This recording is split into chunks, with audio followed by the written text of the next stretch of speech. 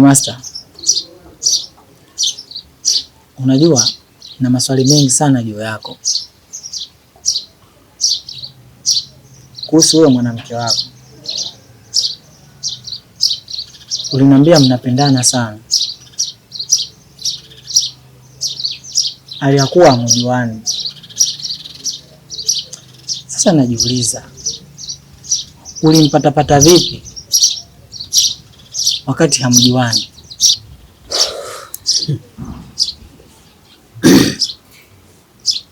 Malengo ni stori ndefu sana ndugu yangu, ila inabidi tu nikwambie ukweli.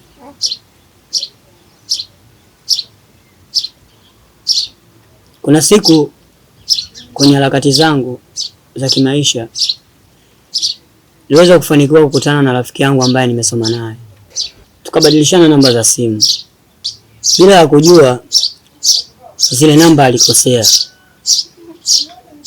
na siku ambayo nahitaji kumtafuta ili niongee naye ndio siku ambayo nilimpata huyo mwanamke,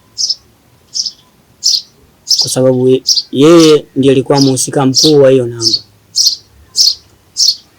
Na nashukuru Mwenyezi Mungu, Nurati hakuwa mtu fulani wa kujisikia, japo na kukosea namba kwangu, lakini alinielewa, na hapo ndio ilikuwa chanzo na sababu ya mimi kuweza kujuana naye zaidi, kwa sababu alinivutia kwa ukarimu wake na ucheshi wake.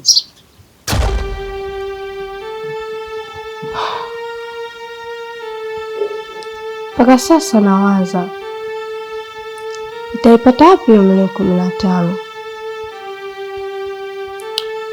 ili nikutibie mdogo wangu, urudi katika hali yako ya zamani. Lakini sikukatishi tamaa, nitapambana kwa kila hali ili urudi kama zamani. Dada, hiyo pesa ya matibabu ni nyingi. Sidhani kama ni rahisi kuipata kama unavyofikiria. Ni kweli mdogo wangu unachozungumza, lakini wajibu wangu mimi kama dada, najua uchumi wetu ni mdogo sana, lakini napaswa nipambane ili kukurudisha kwenye hali yako ya zamani. Siwezi kukuacha hivyo mdogo wangu. Nahisi kama familia yetu tuna mikosi sana, kwa sababu kuna jambo linafanya nijutie mpaka kesho. Kabla sijawa na Bosco, nilikuwa na mpenzi hapo nyuma. Alikuwa ananipenda sana, ila ni shida yake, alikuwa hana pesa. Bahati mbaya au bahati nzuri nikakutana na Bosco, akawa ananihudumia, ananipa kile ninachohitaji, nikashawishika kuachana naye. Lakini juzi nilikutana na huyo mwanaume nilioachana naye. Amebadilika sana, na jinsi nilivyomuona nikagundua atakuwa tayari kashafanikiwa kimaisha. Nikajaribu kumpata ili nimshawishi nirudiane naye, lakini alikataa. Hili jambo limeniumiza sana na linafanya nijutie maamuzi niliyochukua hapo mwanzo. Hilo ndio tatizo letu sisi wanawake. Tunapenda mafanikio ya haraka bila kujali wenza wetu wanatumia akili na maarifa katika utafutaji, na wanamwaga majasho yao kutupambania kile tunachokihitaji. Labda nikukumbushe kitu dada yangu, sio kujutia tu, inatakiwa ujifunze. Tamaa sio kitu kizuri katika maisha. Ina maana sasa wewe unajikuta mkubwa kisa tu kukushirikisha mambo yangu, ndio unanifundisha mimi maisha? Na ndio maana najitahidi nisahau, lakini siwezi, kwa sababu ni mwanamke ambaye amekizi vile vigezo ambavyo mimi nilikuwa navihitaji. Sasa naanzaje kuipata furaha ilhali yule mwanamke ambaye nampenda sijui maendeleo yake, sijui anakula nini kwa sasa? kiukweli ndugu yangu nimechanganyikiwa sana. Vipi, ulijaribu kumtafuta tena kwenye simu? Hapana, kwa sababu kila nipigapo simu yake inaita tu bila majibu yoyote. Nimependezwa sana na stori ya kukutana kwenu. Labda nigusie kitu kimoja.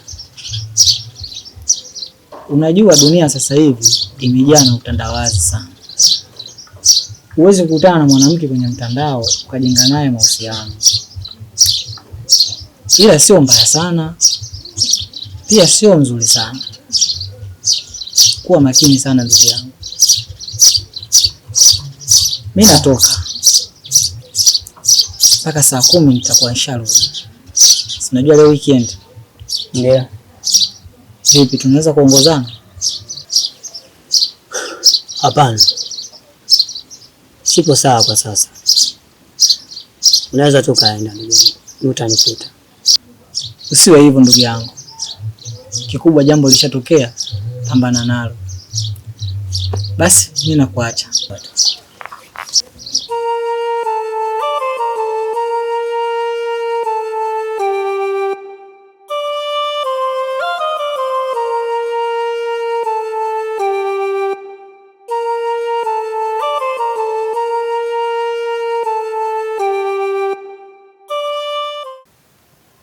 Hapana dada yangu, mimi nilikuwa nakushauri tu. Kama nimekukosea, naomba unisamehe.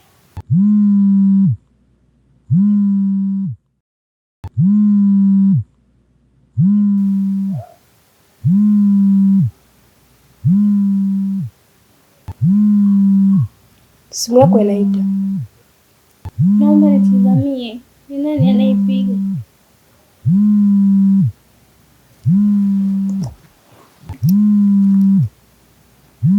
My love.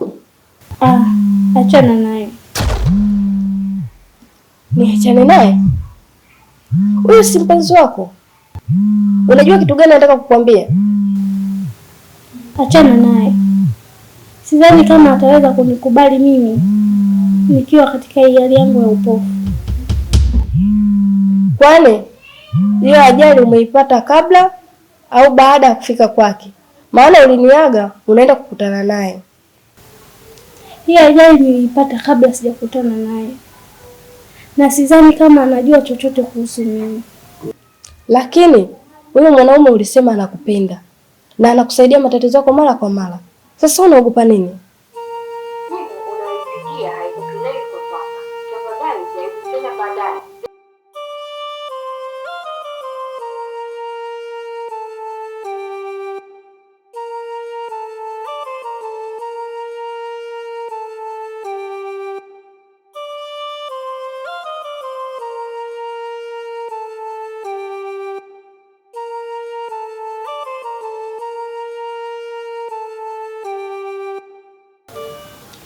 Ni kweli tunapendana sana, lakini sidhani kama kuna mtu anayekubali kuwa na mpenzi mlemavu.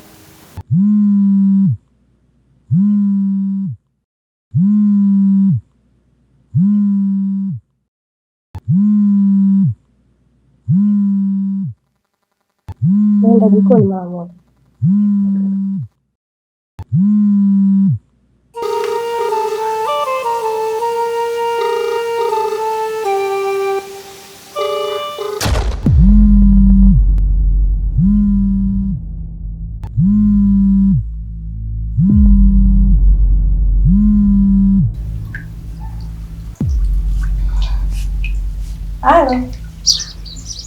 Halo.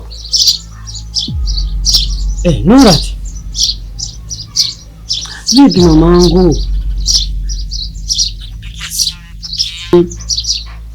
Muda wote. Shida nini mamangu? Au unataka unione na pressure? Hapana. Hujanikosea. Ila tu hapa nyumbani kuna tatizo kidogo limetokea.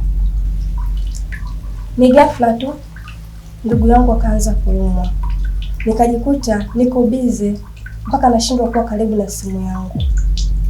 Nisamehe. ndio maana nikatanguliza msamaha. Tafadhali naomba unisamehe. Sawa. Unajua mimi udhaifu wangu ni wewe kabisa. Na siwezi yani nikakukazia kiasi ambacho najua nitashindwa kuvumilia. Sawa. Kwa hiyo tunaweza kuonana. Kwa sasa itakuwa ngumu kidogo. Maana ndugu yangu bado hajakuwa sawa. Atapokuwa sawa nitakwambia. Sawa. Lakini furaha yangu ilikuwa mimi nikuone. Ila kwa sababu bado na changamoto sina jinsi. Inabidi tu nivumilie. Samani kidogo. Si unajua huyu ndugu yangu ni mgonjwa. Na shida ya 50,000. Usijali. Na kutumia sasa hivi. Basi sawa. Nitashukuru sana.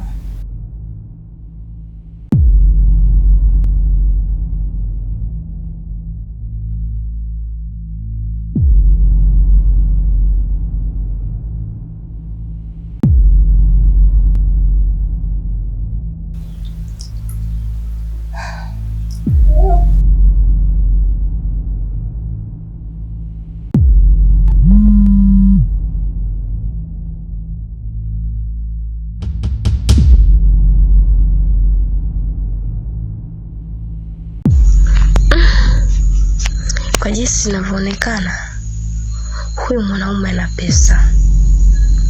Nimemwomba shilingi 50,000 kanitumia 100,000.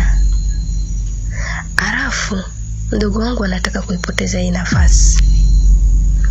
Eti kisa tu yeye aone. Sasa basi, kama yeye anataka kuipoteza hii nafasi, acha nihamishie kwangu kivyovyote vile. Na sikizunguzungu na hangaika, nilompenda nipendi tena, naonewa yani tuni mabala, nakosa pa kushika na tapatapa. Hey Mungu Baba, naomba nisaidie. Bosco. Simu yako imenishtua sana ndugu yangu. Na unajua tuna muda mrefu sana hatujawasiliana. Hebu niambie, kuna shida gani rafiki yangu? Mimi najua tujawasiliana kwa wakati mrefu sana. Lakini kuna changamoto ambazo zimenipata hapa juzi kati, basi nahisi akili yangu kama ipo sawa. Kwa sababu kuna vitu vimetokea ambavyo hata sivielewi. Na hata sijui ufunguzi wake ni nini. Na sijui nafanyaje. Ndio maana lengo la kukupigia wewe simu. Hebu niweke wazi. Ni shida gani? Malengo. Nadhani unamfahamu vizuri Tricho. Tricho ndo mwanamke ambaye alikuwa ananipa thamani yote hapa mjini. Nilikuwa naweza naishi vizuri na tamba hapa tauni kwa sababu yake. Kila nilichokitaka nilikuwa nakipata. Pesa ya chakula, kuvaa, kodi. Vyote alikuwa ananipa yeye. Lakini siku 2-3 hapa alinifumania na mwanamke. Kwa hiyo amekasirika na hataki hata kuniona. Na hata sijui nafanyaje mwanangu. Na lengo la kukuita wewe hapa, sina pesa. Yaani hata pesa ya kula sina. Tafadhali ndugu yangu, kama una chochote naomba nisaidie. Aha, kumbe ndio hilo tu. Usijali rafiki yangu.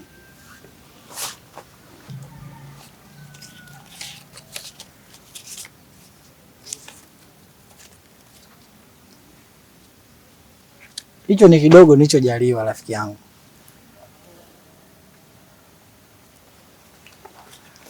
Shukrani sana kaka. Ninashukuru sana kwa msaada wako. Mwenyezi Mungu akuzidishie heri kila siku. Labda nikushauri kitu kimoja bwana Bosco. Hayo maisha ya wanaume wa daa sio kitu kizuri kabisa. Maisha kutegemea mishangazi sio jambo zuri kabisa bwana Bosco.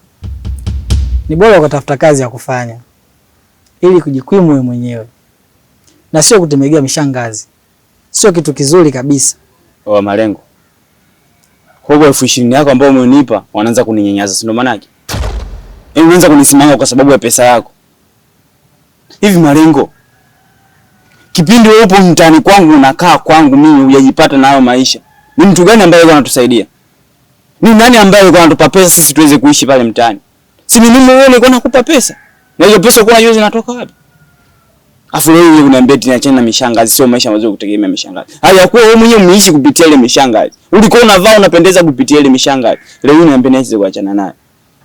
Haya maisha tu mwanangu. Leo wewe umejipata, kesho zamu yangu. Acha dharau.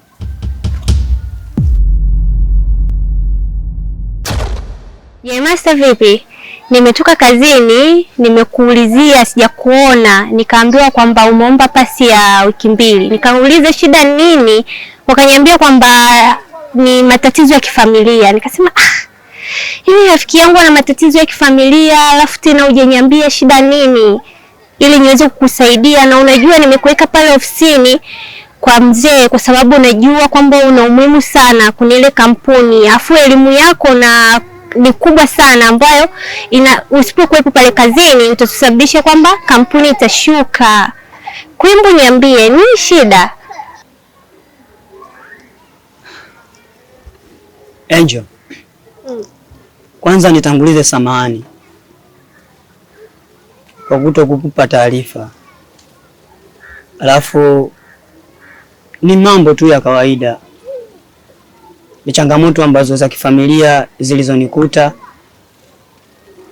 Kiukweli nilichanganyikiwa sana.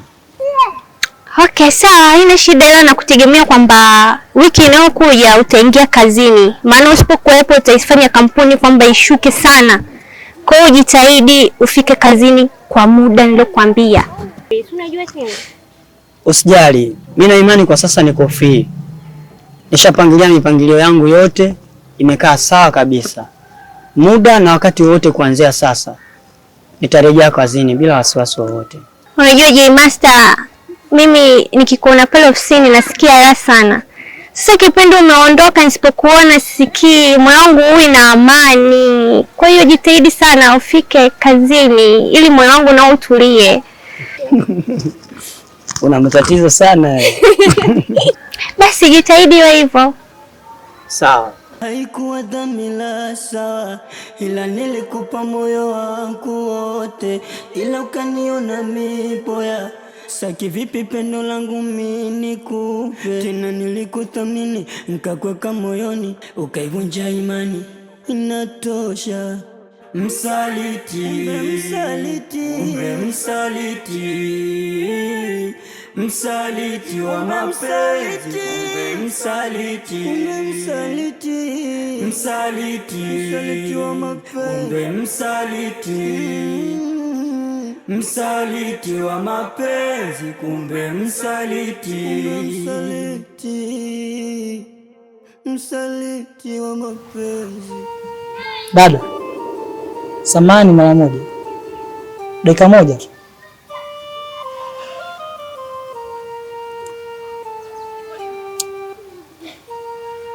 Unajua inashangaza sana. Msichana mzuri kama wewe kuwa kwenye hiyo hali. Sasa najiuliza, hiyo hali umezaliwa nayo au umekupata ukubwani?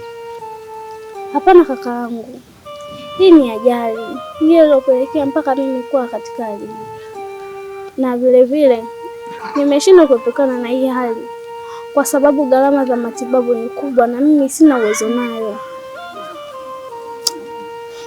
Kwani gharama ya matibabu yako inagharimu bei gani? Kiasi kinachohitajika ni shilingi milioni 15. Na mimi sina uwezo nayo. Nimeamua niishi tu hivi hivi. Usijali. Mimi nina uwezo wa kukusaidia hiyo milioni 15.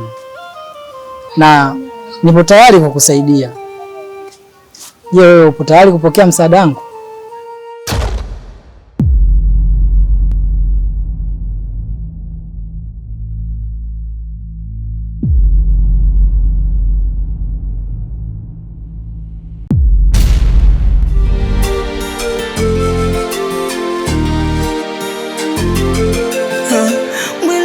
Kakacha na sikizunguzungu na hangaika, nilompenda nipendi tena, naonewa, yani tuni mabala, nakosa pa kushika na tapatapa.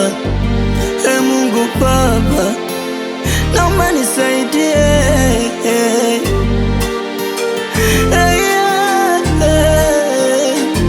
nisaidie.